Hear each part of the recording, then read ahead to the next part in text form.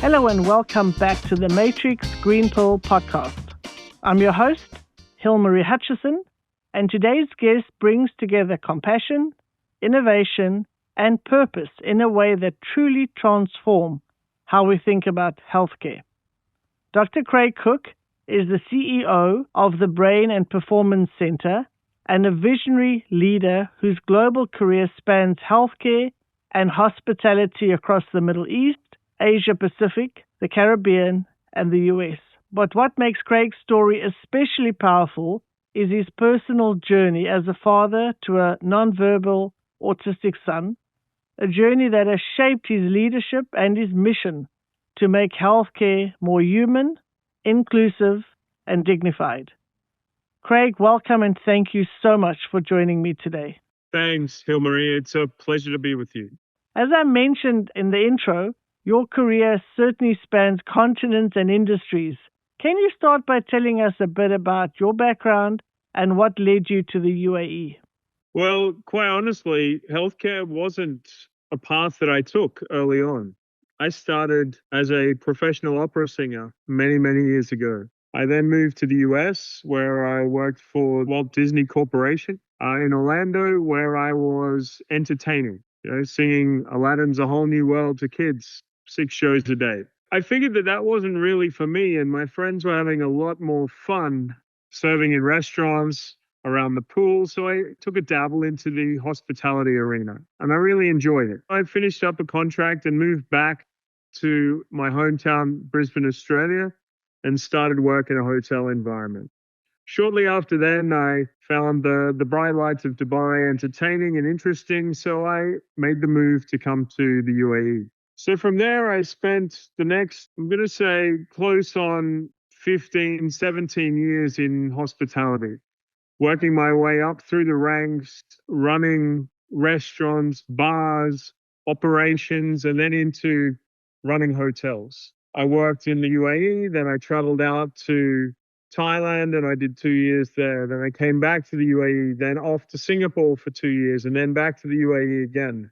So I spent the early part of my career as a hotel director of operations, hotel manager, general manager, running the hotel and hospitality approach to entertainment. Already an incredible start. Okay, I'll let you continue. Yeah, so then it kind of took a turn for me. My father was diagnosed with terminal cancer. And unfortunately, he passed away, and it was my then wish to honor him and give back. An opportunity came up to combine hospitality and healthcare and to rewrite all of the playbook that I missed during his treatment journey and his care journey. So I joined an amazing organization, the Cleveland Clinic in Abu Dhabi, where I set up the hospitality services team, so the non-clinical team at the facility, and then started to weave the hospitality elements of my background and combine them with healthcare.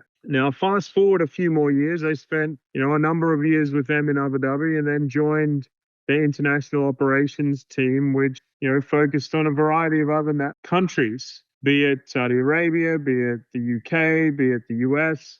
So it took a varied approach. So then I started to really embody my roots in hospitality and then weave them into the healthcare organization. I then got an opportunity to join the Brain and Performance Center here in Dubai. And that's where the ability to really take that to the next level took off.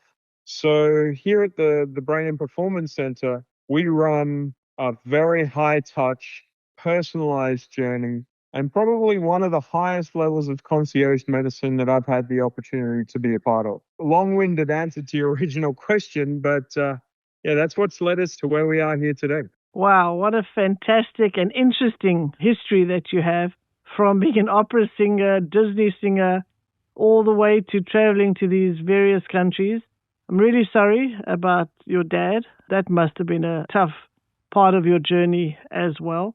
But I love what you took out from that is to wanting to give back, to honor him through giving back. And then today to be at the Brain and Performance Center. You often speak about bringing dignity and warmth into healthcare. Why do you believe hospitality has a place in clinical environments? For me personally, my hospitality career was all about ensuring people had a good time. When he was ill, the opportunity for me to spend long days and nights in hospitals and medical centers, it was never entertaining. It was a transactional experience. It was a very cold and, sometimes lonely experience. So for me, it was crucial to be able to find a way that journey for a patient or a client or the family of the people supporting that patient was as enjoyable of an experience as it could possibly be. That doesn't just happen. Like, it transcends every touch point throughout the facility. And that comes alongside, when people turn up at the valet, when they go through the front doors, the escalators, the scent that's in the building, the music, everything is tailored to ensure that level of heightened service. Now, forget the clinical environment for a second, but those hospitality touch points that people run through are setting the stage or setting the scene for those clinical excellence opportunities as they go forward. So for me, it was truly important to try and take away that cold transactional experience that no one ever enjoys, to move into a place where it was a pleasure to come to. It was a warm experience that people had a family, they spent time together, and they truly enjoyed the experience. It's incredible that you've had the opportunity and that you have the opportunity now to be able to transform that experience, because it is certainly an awful experience for both the patient and, as you mentioned, for the loved ones to go through during a really, really difficult time. And hospitals can be very transactional, very cold. Can you maybe explain to our audience, I know you've mentioned from the concierge, from the parking, from everything. Can you maybe walk through what makes it different? I think it all starts with how we create the team. So it's not just about hiring for skills. It's about hiring for passion, for talent, for warmth, for empathy. And that's where it all starts. The most critical part of this journey is having the right people, having the right team. So when people arrive, and even before their pre-registration process, they have a client ambassador that is with them the whole way through the journey. It's not about calling a call center that's off-site. It's about one-to-one direct communication with their client ambassador that is their quote-unquote VIP concierge that ushers them through everything, meets them on arrival, gets them the appointment, takes them through each element of their clinical journey. And then once their treatment program is actually finished, then continues to follow up, offer them other levels of care that can continue their journey with us. So we find that after people actually complete their program, they're still attached to us. They still keep coming back for other levels of care and other programs to ensure that they keep that environment moving. And they don't find it in many other locations, but they do find it with us here at the Brain and Performance Center. That's excellent. It sounds really like such a good service that would really have such a big impact on people's lives. Do you maybe have a rewarding moment or milestone or experience that you've had since joining the Brain and Performance Center?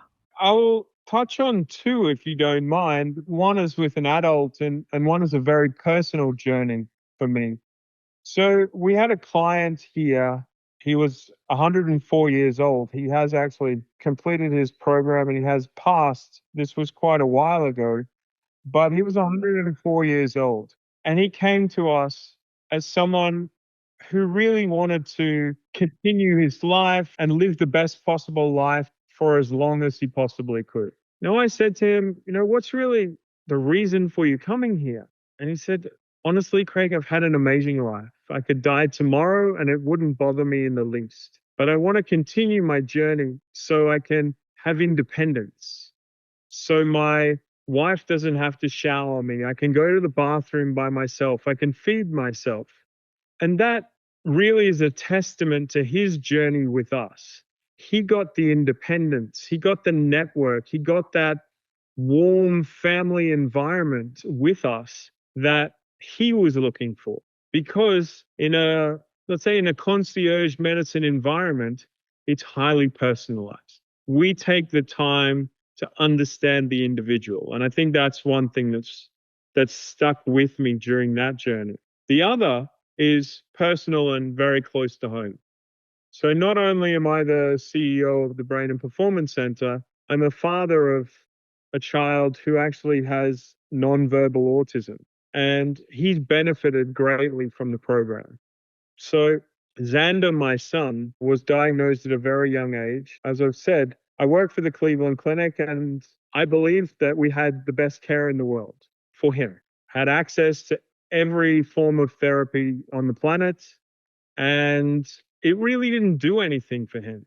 But going through the program here, when he was admitted to the Brain and Performance Program for Youth, he went through the program, the hyperbaric oxygen therapy program, with the neuropsychology, with the occupational therapy, with the physical performance program to be able to support his journey. He started off and, the first few sessions, nothing really happened at all. And my wife and I thought, is this really going to work for him? I remember it as if it was yesterday. I co-sleep with Zander. So I put him to bed every night. And, as a father does, I tell him I love him, I tuck him in, and, I make sure that he goes off to sleep. Early 20th session of the hyperbaric oxygen therapy program, I tucked him in like I do every night. I tell him, Zander, Papa loves you. And he looked up at me and said, love you. Honestly, it took me to a place where I didn't think things were possible. My wife and I had not given up, but we'd thought we'd explored every form of treatment. I'm not going to say Zander's now fully verbal, but as he's now gone through the program, he's able to phonetically say the alphabet. He's able to count. He uses words on a sporadic basis with intent. He communicates. And this is all due to the program that's happening here at the Brain and Performance Center. So for me, it's very personal.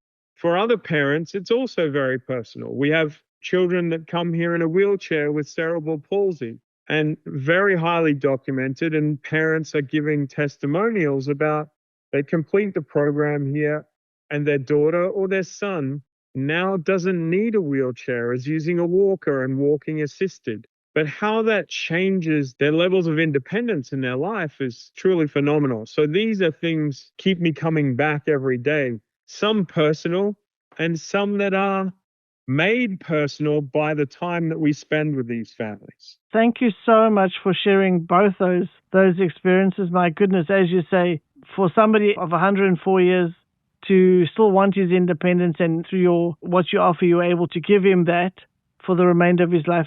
Absolutely fantastic. And then, as you said, close to home, it gave me chills when you said when Zander spoke for the first time. I mean, that must be so rewarding and fantastic. I simply cannot even imagine what that meant for you. And as you say, you can actually see the results of the work that you are doing at the center. It's absolutely incredible.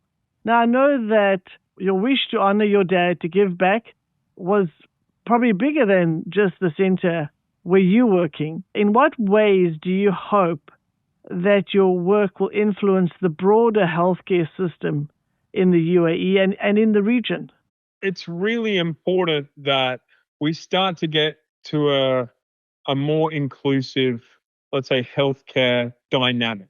Now, there are many things happening in Dubai and in the UAE, creating new standards, in cutting edge diagnostics, protocols. AI is huge. Want to make sure that not only do we continue these advancements that works across all, let's say, healthcare environments, but I don't want to take away the human and compassionate care approach to what people really look for. I went to an environment the other day, a healthcare environment, where the person at reception was not a person at reception. It was an AI-generated hologram.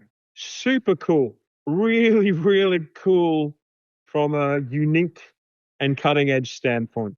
But if you want to ask a question that's not able to be answered, then it has to refer you to someone anyway. It's not that human connection approach that affects families, workplaces, communities. It's not individualized. So for me, whilst we try and break down barriers and come up with the latest and greatest in technology and creative approaches, for me, nothing is more important in the healthcare environment than that personal connection between the nurse and the patient, the physician and the patient, the receptionist and the patient. At the end of the day, people want to be recognized. People crave attention. If technology makes processes simple, great. But if they make processes more complicated, it becomes a frustrating transactional experience versus an enjoyable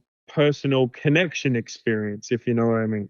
Yes, absolutely. So while technology and AI can be super cool, it needs to be used in the right environment, and certainly when it comes to a healthcare facility, there's got to be that focus and the personalized care, the human care that people need during really difficult times that they go through. I want to just go back to, you mentioned your process starts with the team that you choose that's going to be interacting with your patients and with their caregivers. What are some of the key lessons that you've learned about team engagement and coaching? I would say that for me, I used to, and this is some self-reflection, I used to judge a lot of initial interview screening from the CV, from the piece of paper, from the words on the page. That has some level of importance. But for me, it's that connection, it's that conversation, it's that want to be best in class is all good. But people have either an innate talent or a compassionate approach or things like this that can't be learnt in school and university. It's just with them. It creates experience. It creates trust. And at the end of the day, better outcomes are truly what's important in this process. From a recruitment perspective, we can all get it wrong. We can all make a decision that looks good, but may potentially not be ideal. So I think we take time to find the right people. We're not a fast turnaround transactional recruitment process, but we do get buy-in from the team environment, from the leadership environment to ensure that we're making good decisions and getting not only skilled people, but talented, passionate people to join the team. So that for me is a really critical part of how we commence the process. I think that's very good insight, and I think that's probably a mistake we sometimes make when you're under pressure to find somebody, that you settle for somebody that's okay rather than take the time, as you said, during that recruitment phase to find the right person for the job. And certainly, I think anyone that's recruited people, I have to say that we often get it wrong. We don't always make the right decision. So I think maybe we can do it a bit better if we just slow down the process. You're 100% right. When people get under pressure, they take okay or take good. And I've been there, and I'm sure you have as well. We then think, oh, I need someone now. I need to fill a hole. I need to get someone to be able to support this. But then we end up getting okay. And for us, okay is not great. Okay is not what we need to take care of our clients and patients the way in which they deserve. So sometimes, and you even hear this from the team, take a little bit more time to get the right person versus bringing someone in and after a few months having to start again. So, when the team are reinforcing this, it tells us that we're then on the right path. Yes, absolutely. I also love what you said about don't just judge by the words on the CV, because some people have an innate quality, that compassion for people that's not necessarily visible. Just looking at qualifications, I think it's that personal interaction where you'll discover is this the kind of person that's going to have the patience which will surely be and compassion that will be needed dealing with sick patients and also their caregivers that's under pressure and stressed during that time. I want to just come back to Zander and your experience with him.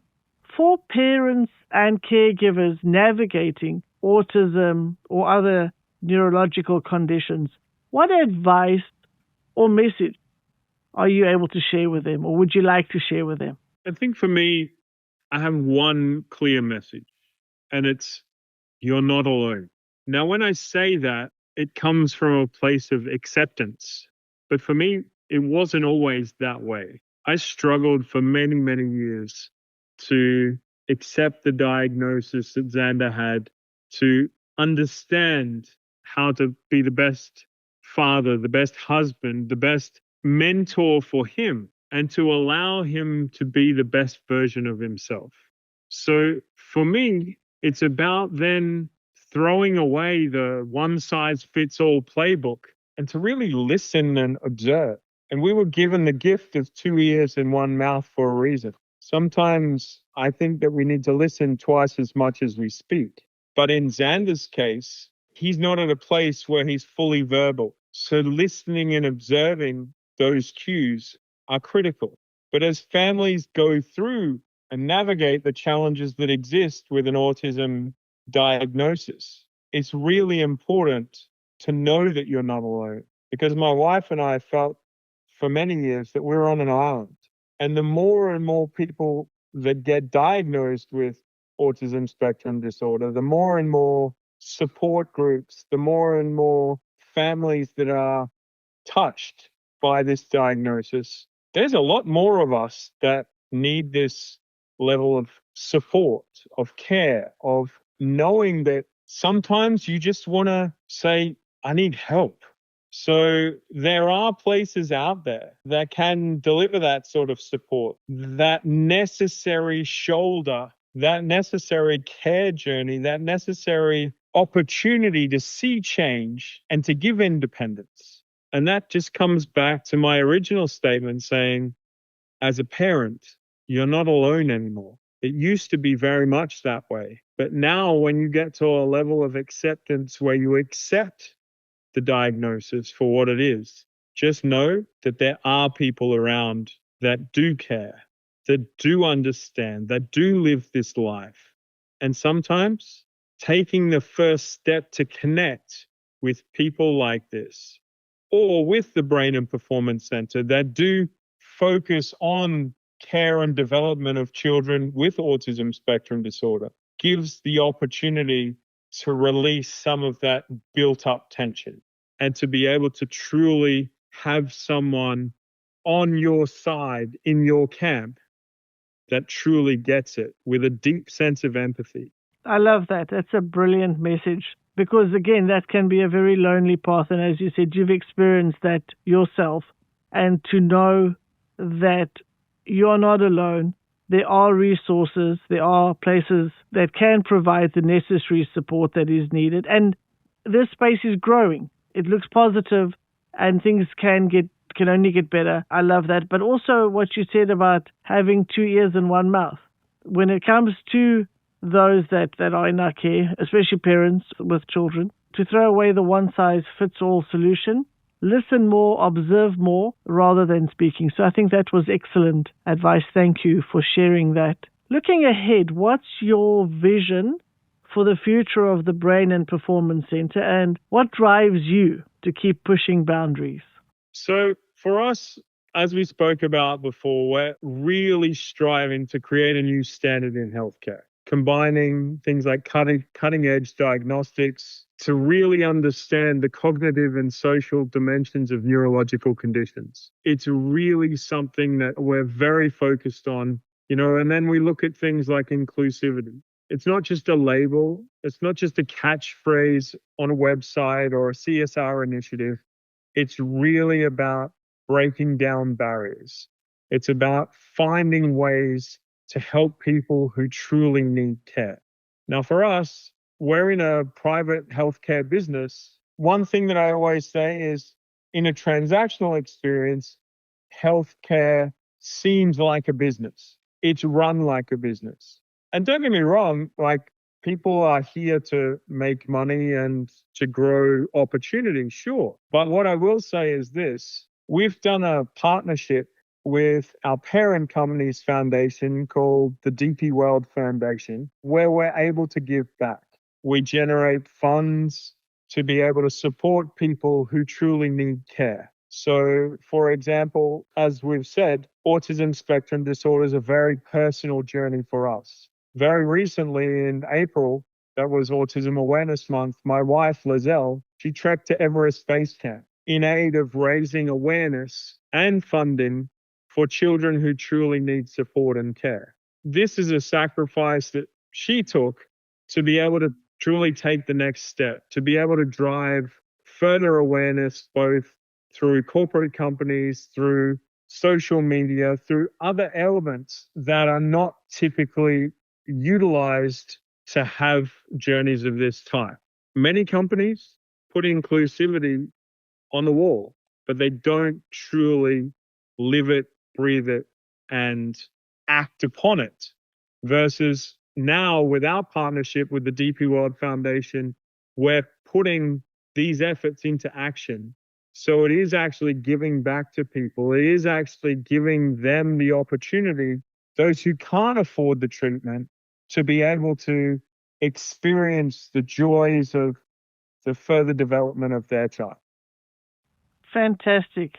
You've not settled with what you've got, that you are pushing those boundaries. You are looking for new ways to bring this to those who are less fortunate that can still then benefit from that. I also love what you're doing through the Brain and Performance Center by making healthcare more human, inclusive, and dignified. It's fantastic. Keep up the good work. I wish all the very best for the Brain and Performance Center and for you as well. Now we've come to the segment of our show where I will ask you some rapid-fire questions, our version of a game show. Are you ready? I'm ready. One word to describe your leadership style. Supportive. The best lesson your son has taught you. That's a great question. Joy can be found in even the hardest situations. Your go-to method for managing stress. Alone time. A healthcare trend that you're excited about. Combining hospitality and healthcare. What is one thing that you do every day, no matter how busy you get? Relax. Good. Take some time. Thank you very much for playing along. That was easy enough. Now I would like to ask you our signature green pill question. Could you share an inspiring or life-changing experience that you have gone through, your green pill moment? Sure. I think when I joined the Brain and Performance Center as the CEO, I was a different person to what I am today. I've been here now well over 2 years. I experienced the program for myself, and my daughter was born while I was here. I saw a lot of people on a very serious healthcare journey to be able to live their best life for as long as they can. It was a bit of an aha moment for me. I'm now nearing half a century, let's put it that way, and my daughter's not even 2. And I'd lived a hospitality life, quote unquote, long hours, good food, all of the above. So when I joined here in good condition. But what I did next has taken me from good condition to great condition. My motivation is to be there for when my youngest daughter, graduates college. My motivation is to walk my oldest and youngest daughter down the aisle. So I've had a healthcare commitment journey since joining the Brain and Performance Center, and that's really turned my life around. When I went through the program, I've had the opportunity to go through the neuropsychology, the physical performance, a lot of the hyperbaric oxygen therapy program that all adults go through here. I sleep better, I feel better, I'm always on, I'm physically and mentally strong, and I feel great. So from that perspective, I truly feel like this opportunity has not only changed my son's life, my family's life, but personally, it's changed my life. And I'm truly grateful for the experience. Well, I love that. That your employment, your job, whatever you want to call it, has such a profound impact on your life is truly remarkable. Not only has it changed your life, I love that you said you're a different person today, it's also helped you with breakthroughs with Zander. So it's been an incredible journey these last 2 years, and I'm so happy for you, and I'm really grateful for the work that you are doing. I must say though, Hilmarie, this is not done alone. We have a sensational team made up of almost 80 different nationalities. We have a very strong team here, and the team do a tremendous job day in and day out. It wouldn't be possible if it wasn't for them. So I want to give a big shout out to the team who do a tremendous job here at the Brain and Performance Center, and to our partners at DP World who have brought this amazing technology to the city of Dubai and to the UAE. Thank you very much. And yes, a big shout out to the whole team and also to DP World. Thank you for that. It's a fantastic service and one that many people are benefiting from. And I'm sure there's even more to come. And I'm looking forward to that. Craig, thank you so much for sharing your incredibly moving and inspiring story with us. Your work certainly reminds us that at the heart of healthcare is humanity, and your journey is a powerful example of how personal experience can shape professional purpose. Before we wrap up, where can our listeners learn more about the Brain and Performance Center or connect with you? I think probably the easiest way to do it is through our website, braindubai.com. It is our website. We do have the ability to connect through that. It does have all of our information there as well. Or by all means, people can reach out to me on LinkedIn or on Instagram, whatever's most convenient for them. So Craig Cook 01 would be my handle. But, probably the first port of call would be to do some more investigation on our website, braindubai.com. Super. Thank you so much for sharing that. And to our audience, thank you for tuning in to another episode of the Matrix Green Pill podcast. If you found today's conversation as impactful as I have, please subscribe, leave us a 5-star review, and share it with someone who might need to hear it. Until next time, stay kind, stay curious, and always lead with compassion. If you enjoy our conversations, please like and subscribe. See you next Wednesday.